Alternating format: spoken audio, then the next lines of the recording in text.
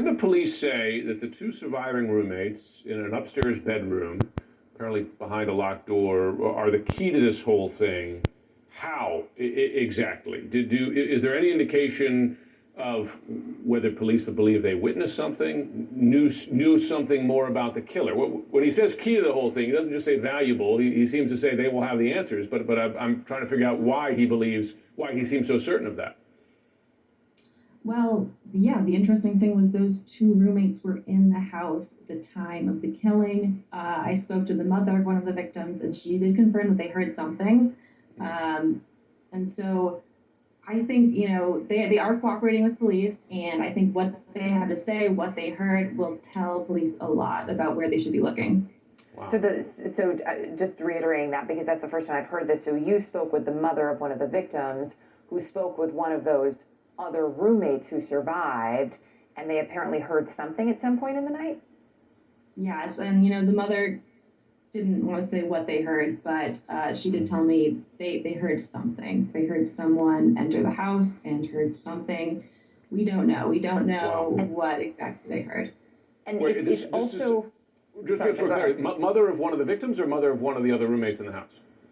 The mother of one of the victims. Understood. Sorry, Eric. Oh, no, not at all. But it's also another thing we've been trying to get to the bottom of, and I know you have as well, Sally, is who placed that 911 call that came at 11:58 a.m. Authorities are not confirming whether it was one of the roommates who placed that call, correct? That's right. And the mother also told me that it was a friend who called, but we don't know if that friend was one of the roommates or was that, someone else who came to the house around noon. Right. Did this mother say if she was getting enough answers?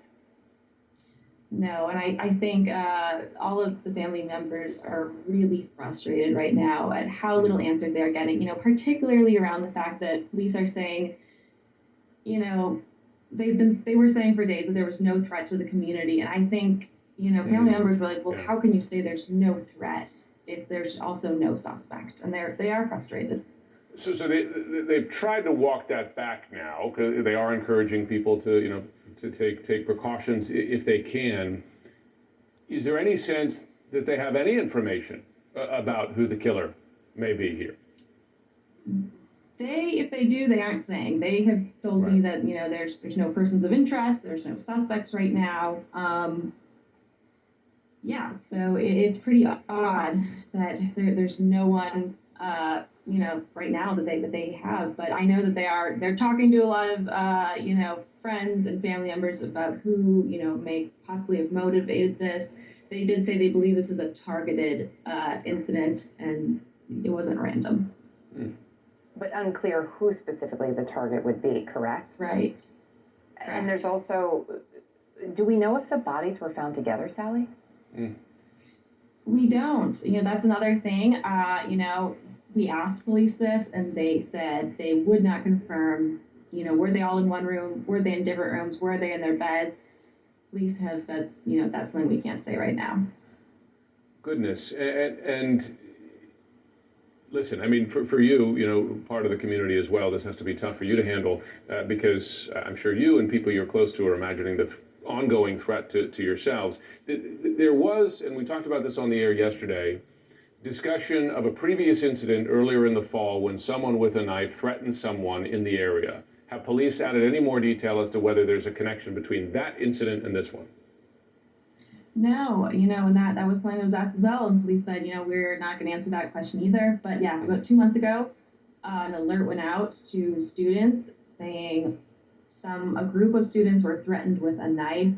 Please be, aware. Yeah, it's a lot. Before we let you go, I know there was this vigil last night on campus. Can you just give us a sense of, with this back and forth on there's not a threat now, there is a threat, we don't have a suspect. I mean, how are people doing in the community? How are they holding up? I think it's been really difficult, particularly for students at the University of Idaho.